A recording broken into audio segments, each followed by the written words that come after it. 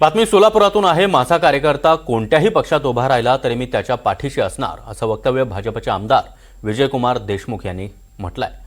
सुभाष देशमुख यांच्यानंतर आता विजयकुमार देशमुख यांची देखील नाराजी समोर येताना पाहायला मिळते। आज अन्याय होत असेल तर कार्यकर्त्याच्या पाठीशी उभं राहणं कर्तव्य असल्याचं विजयकुमार देशमुख म्हणाले।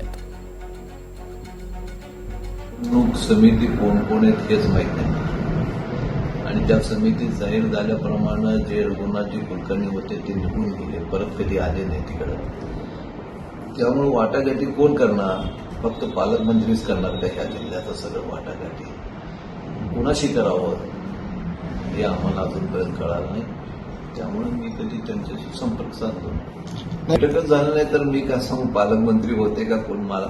मी तर बैठकीतल्या नव्हतं, आमच्या आईची तब्येत ठीक नव्हतं, पण पालकमंत्री असं म्हणले नाही 3 आमदारांमध्ये मी काय हस्तक्षेप करत नाही, पूर्णपणे हस्तक्षेप पालकमंत्र्याचंच आहे आणि पालकमंत्री जे उमेदवार देतील ते निवडून आणण्याचं काम आमचं आहे फक्त आता।